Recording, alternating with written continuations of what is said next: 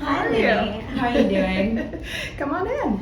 All right. So, what is your title and the programs you're associated with?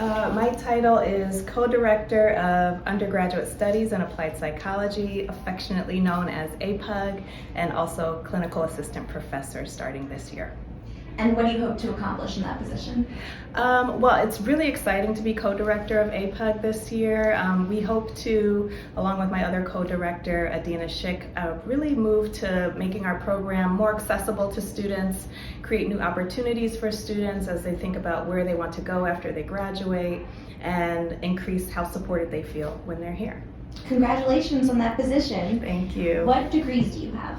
I have a bachelor's degree in a Bachelor of Arts in Psychology from Spelman College, a master's degree in Developmental Psychology from Teachers College at Columbia, and a PhD from right here, Applied Psych, here at NYU. Amazing. Do you prefer the East Coast or the West Coast? I'm an East Coast girl. I'm from Connecticut. Dogs or cats? Cats. Tea or coffee? Ooh, I'm trying to get off coffee, so I should say tea, but I love my coffee. Movies or TV? Movies. And do you have a current TV obsession? That's a tough one. A lot of the TV I watch happens to be with my kids, but something that I try to watch for myself are usually around like travel shows. So I love watching Rick Steves. He does a lot of travel around Europe. Since I don't travel that much right now, that's been really fun to travel virtually.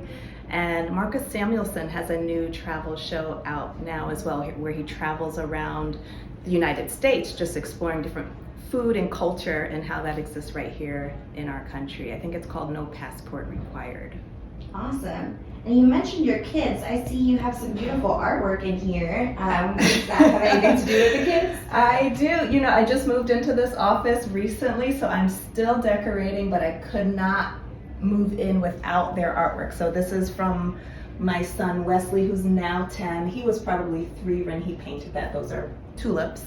And a little abstract piece by my daughter Vivian, who is 7, and she was probably 4 when she created that one. Wow, that's great for a 4-year-old. They both went to preschools that were heavily infused with art, and they're just art lovers like I am. Love that.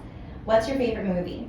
My favorite movie, speaking of my kids, we just watched Turning Red, which is on Disney Plus, and I think I loved it more than they did just because it had such a great message about believing in yourself and feeling the support around you, which we all need. Yes, that is a great movie.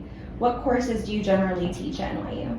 I teach, so I've been teaching the cultures of psychology for a number of years now. That is one of our required courses for our undergrads in their junior or senior year. It's all about how we understand the field of cultural psychology, how we infuse our understanding of culture in theory, research, and practice in psychology. I love teaching that course. And then I also teach developmental psychology, which is another required course for our undergrads, typically in their sophomore year.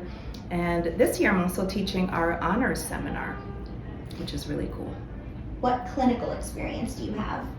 Yeah, so before I returned to NYU, I was actually working in private practice, in a group practice in downtown Brooklyn. My youngest client was 4, my oldest client was 65, so it was like the whole range of individual and family work, which I really enjoyed. I've also worked in community mental health clinics and hospital settings as well. What's a book you think everyone should read?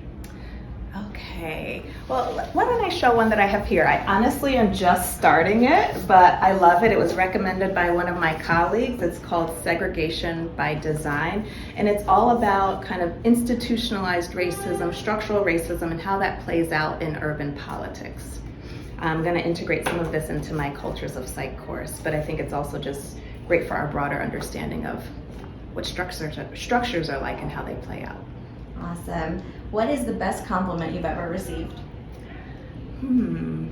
That's a good one. I think probably the clinician in me would say that being told that I'm a good listener. I think that's really important as a clinician, but also as an educator and as a parent. And so I try to be a good listener, and it makes me feel good when people recognize that. What's your favorite New York City hidden gem? That's a good one.